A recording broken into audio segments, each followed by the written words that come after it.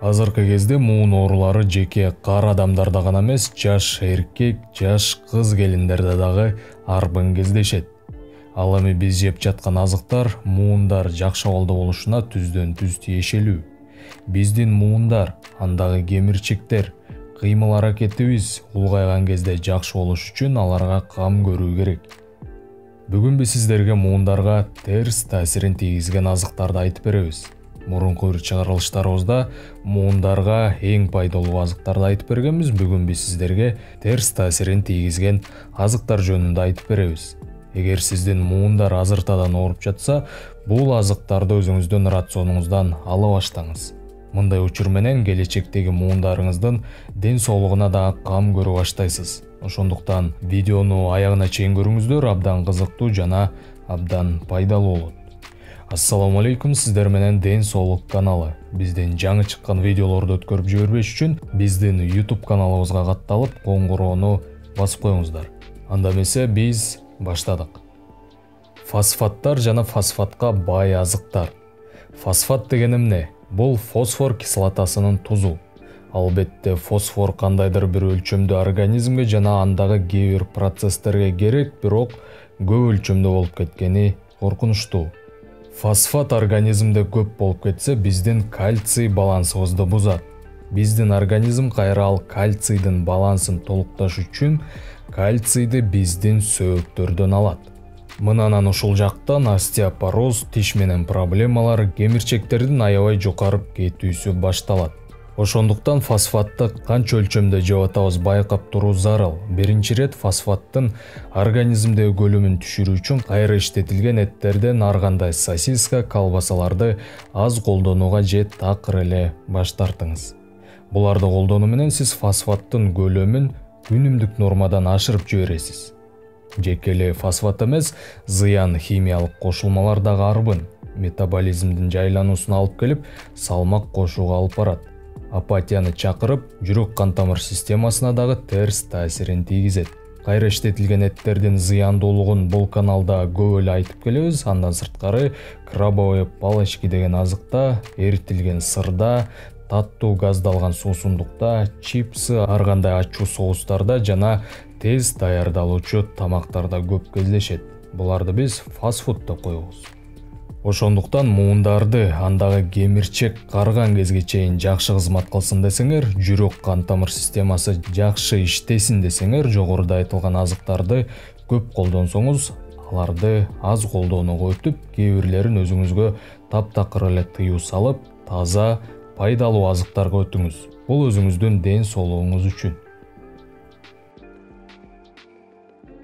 Кийинки ар кандай маринадалар жана ышталган азыктар.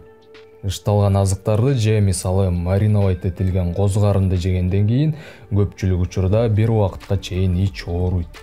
Бул тамак сиңирүү системага жакшы эмес. Жеке эле ашказан ичегилерге эмес, муундарга дагы терс таасирин тийгизет. Мындай азыктарда фосфат дагы көп жана көп өлчөмдөгү туз бар. Кээ бирөө айтат туз пайдалуу деп, кээ бирөө айтат туз зыян деп. Туз пайдалуу учур бул күнүнө 2 граммдан 5 граммга чейин колдонсо пайдалуу.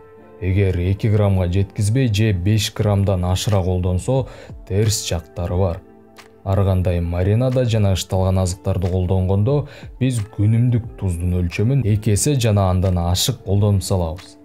Ал эми туз көп болгон учурда биздин муундар ийилчээктигин жоготот. Орусча гибкость деп коет. Ошону жоготот. Кыймылдуулугу начарлайт.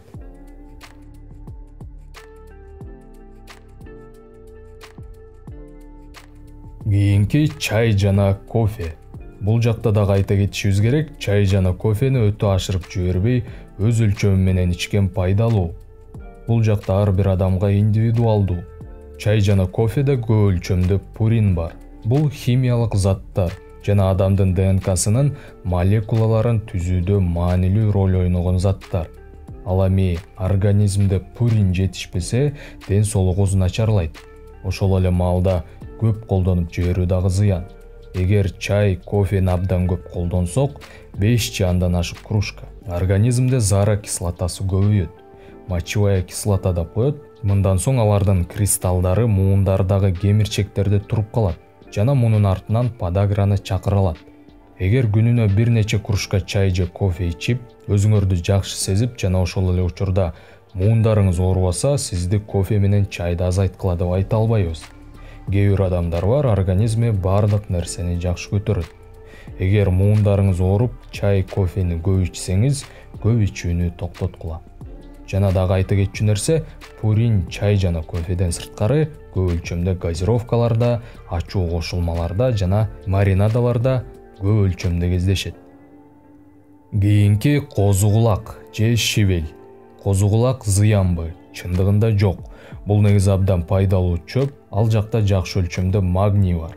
B6 витамини жана темирдин жакшы дозасы бар. Жана бир дагы диетолог козу кулакты зыян азык дебейт. Бирок пайдалуу бул жаңы үзүлгөн кезинде же свежий кезинде колдонсок пайдалуу. Бул учурда бардыгы жакшы. Качан термообработкадан өткөзсөк, термообработкада аны ысытып, кайнатып, кууруп, бууда бышырып же башка жолдор менен ысытсак, козу кулак же щавелевая кислота кальций менен реакция болот. Жыйынтыгында органикалык эмес туз пайда болот, аны биздин организм жакшы өздөштүрө албайт. Жыйынтыгында алар бөйрөктөгү ташка айланат. Кийин биздин муундарга дагы сезгенүү воспаленияларды чакырат. Албетте жебей коюуга болбойт. Бул пайдалуу заттарга бай чөп, бирок ысытып же кайнатып жегенден алыс болуңуз. Кийинки таттуу азыктар. Шекердин зыяны жөнүндө биздин YouTube каналда дайыма эле угуп келесиздер. Муну дүйнөлүк медицинадагы айтып келет. Шекер биздин организмде перманенттик микросезгенүүлөрдү чакырат. Ошондой эле биздин организмде дагы. Андан сырткары коллагендин синтезин бузуп, аны талкалаганга күчү жетет. Ал эми коллаген бириктирүүчү ткандардын курулуш материалы десек болот. Ошол эле мисалы кемирчектердин курулуш материалы, теринин жана тарамыштардын. Ошондуктан шекер биздин муундардын эң биринчи душманы. Шекерден дагы зыяны бул ошол эле таттуу азыктарды жасап жатканда ал жака шекер жана дрожж кошулганы. Эгер экөө чогуу кошулса, биз аны жегенде чоң өлчөмдөгү жогоруда айтылган пуриндин дозасын алабыз. Алар подаграны чакырат. Ошон үчүн дүйнө диетологдору таттууну аз колдонгула деп коңгуроо кагып келет. Ал эми муундарыңыз ооруса, балким мындай шекер көп кошулгандан таптакыр эле баш тартканыңыз дурус. Мына ушундай муундарыбыз, ден соолугубуз үчүн маалыматтар болду. Өз ойлоруңузду комментарийге калтырыңыздар жана кээде комментарийлерди окуп коюп тургула, кээде ал жака дагы акылдуу адамдар акылдуу сөздөрүн жазып калтырышат. Жана ошондой эле видеонун описаниясындагы калган биздин пайдалуу каналдарыбызга жазылууну унутпаңыз. Сиздер менен Ден соолук каналы болду. Кийинки видеодон жолукканча ден соолукта болуңуз.